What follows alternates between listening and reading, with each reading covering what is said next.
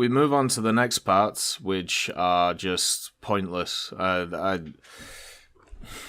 do I put this? So, for the longest time, when it comes to vehicles added to the game, it has been shown many times, and even Gaijin has said it themselves, that they balance vehicles, or attempt to balance vehicles, by their armaments and by their systems.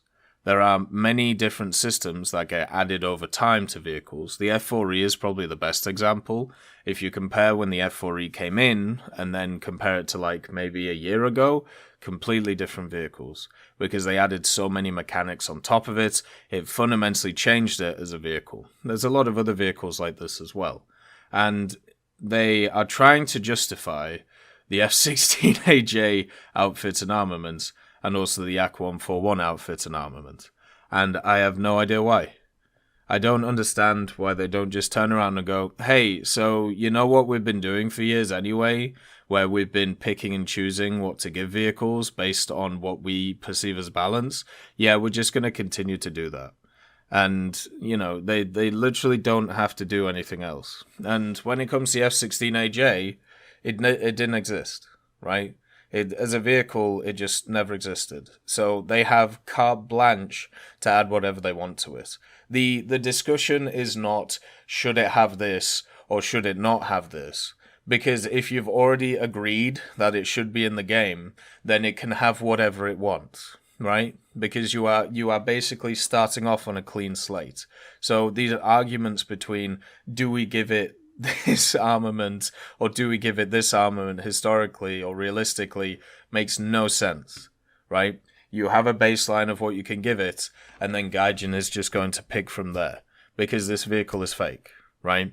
It's the same as stuff like the Kronstadt. They could give the Kronstadt shrapnel shells if they wanted. They could give the Panther II a flamethrower, right? The R2Y2, they could actually give, you know, the 30mm some kind of rounds to make it a little bit more useful. Like, the fact is, none of this matters.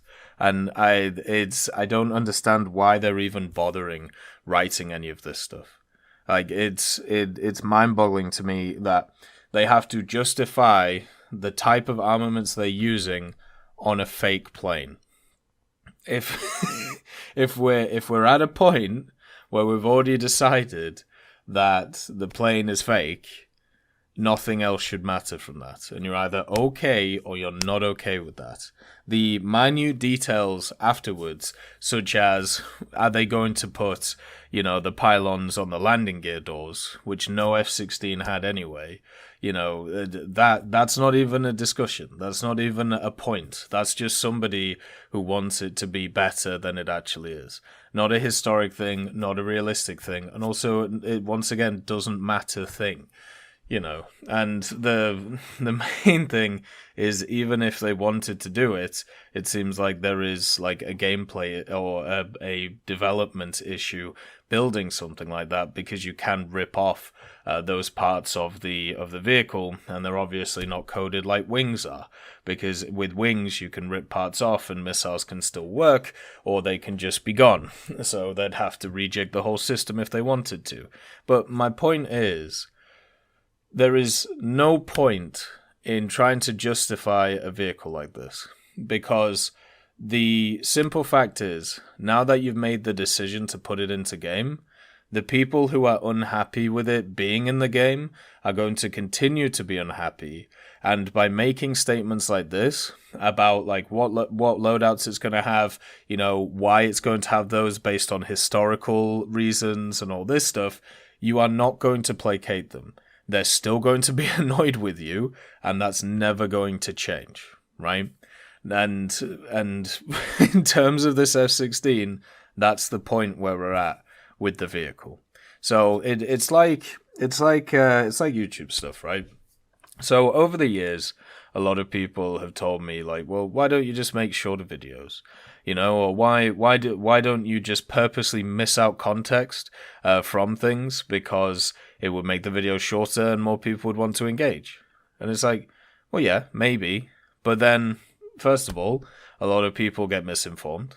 And second of all, that's not what I want to make.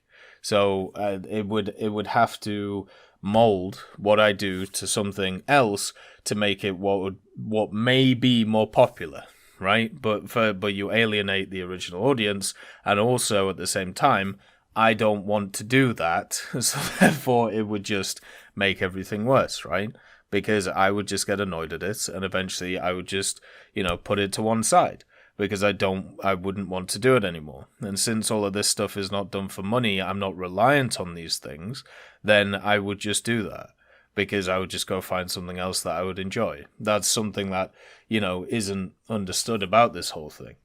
So if I try and placate people, I'm like, okay, well, I'll try these different things and do it, but then there's no, reciprocation, like there isn't the promised land that people talk about, then I'm just going to revert back to what I like doing, right? And I've done that a few times with a few different things, like over the time. But the main thing to understand is you can't, no matter what you do, if you are searching for that audience, which already is annoyed at you or already believes that what you do is wrong, if you try and alter to go after that audience, they're still going to be annoyed at you, right? They're not going to come back because they've already made their decision and they've moved on. Or they are still going to stay even if the decision is made, right? So stuff like that is completely worthless at the end of the day to me. It's just completely worthless. The other one is the AC 141, which is a funnier one, I think is more the way of putting it. So the AC 141 is one of those vehicles which it was never going to come into the game as a, what's the word? Realistic, I think is the way to put it. Just because of the fact that just like a lot of other vehicles in life, it had preliminary testing, but it didn't get fully tested, and it also wasn't fully put together. Very similar to stuff like the Horton, right, the HO229, where the one that we have in game is more like a Frankenstein version of what the vehicle should be like. The AC 141 is going to be the version which they want it to be, which is the one with all the bells and whistles, which technically it shouldn't really have, because it never did in real life, but they are setting it up to be the vehicle at what it should have been if it was in full production, right? Which is a very dangerous line. I'll give you an example of why it's a dangerous line.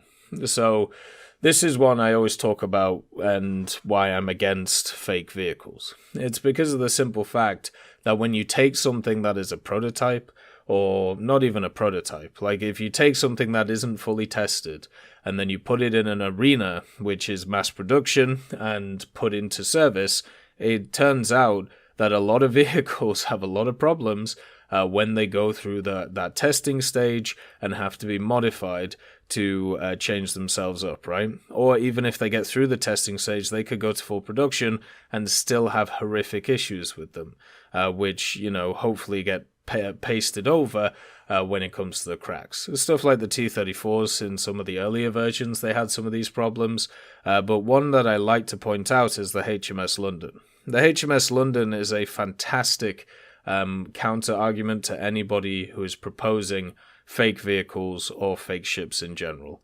And what I mean by fake is not fully built and not fully tested. The HMS London, which is in the game, by the way, is one of those vehicles that was fully built. It did serve in the Royal Navy, and it also went through various refits. The problem with the vehicle is when it comes to its internal structure and its general superstructure, it was doomed even when it started.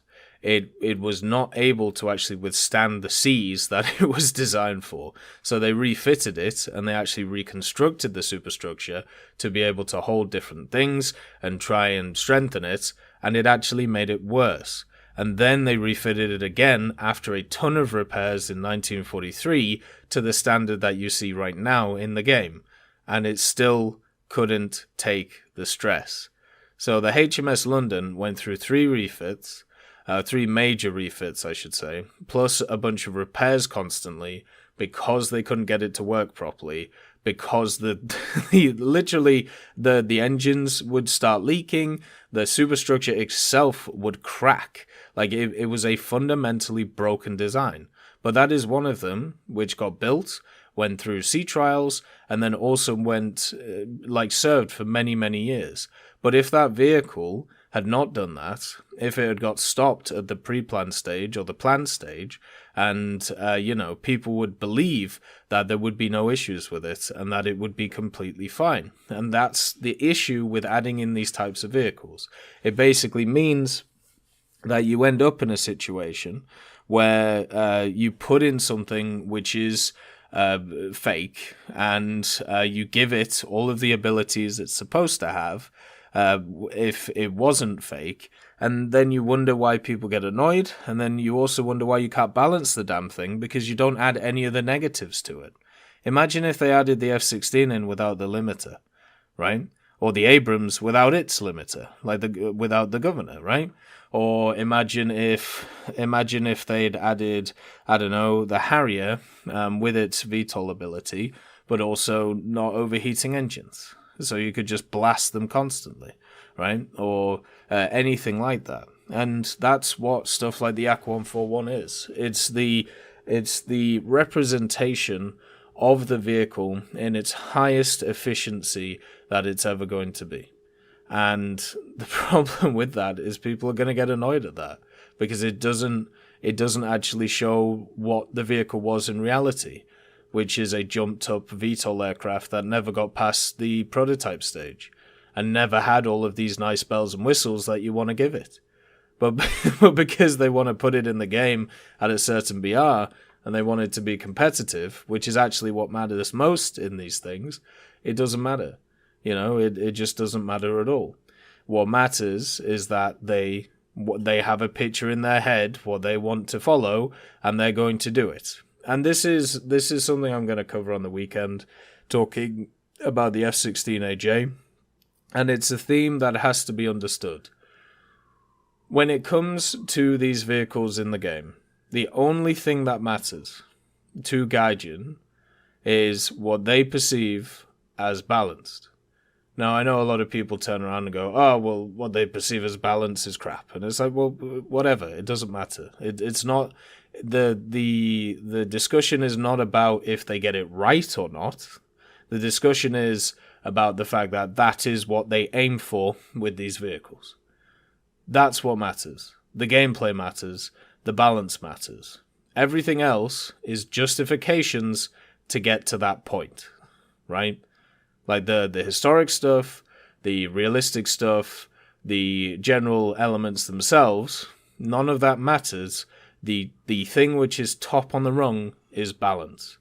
And that's what they aim for with a vehicle. Everything else supports that idea, right? Now they can start off with a historical standard and then build from there and then work out where to balance a vehicle and how to.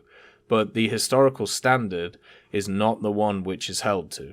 And you can see that in high-tier ground, you can see that in high-tier aviation, and you can also see that in a bunch of other areas of the game too, especially naval, right?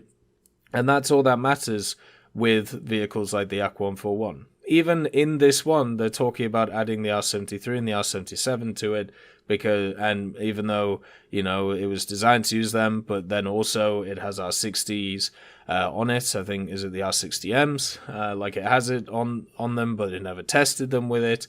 And yeah, all of these general things.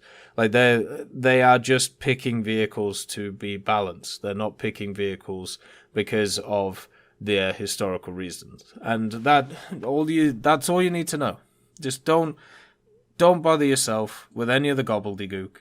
Don't bother yourself with any of the justifications, because I've been around long enough in War Thunder to see every single justification rolled out for every single decision that Gaijin has made when it comes to adding vehicles to certain tech trees, adding them in certain ways, or, balancing them after changes, like, reload speeds or certain ammunition choices or different loadout choices, all of these different things. I've seen it all. I've seen every justification around the spectrum, and the only thing that stays constant with this whole idea is the simple fact that they aim for balance.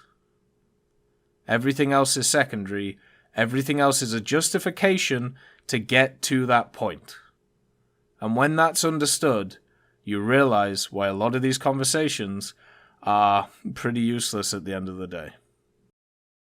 I'd just like to thank Millie Draper, Juan the Panda, Nick R. Cupila, Carrion Crow, Gus Irenicus, Pyman, Merciless Reaper, Orange Tail, Teddy, Daniel Stanton, Moxie B. Young, Peter Grayling, Jerry Provolt, Bareen, Alan Hacker, Sem Arslan, Uncle Bean, Derek R., and Lafouche for supporting the channel.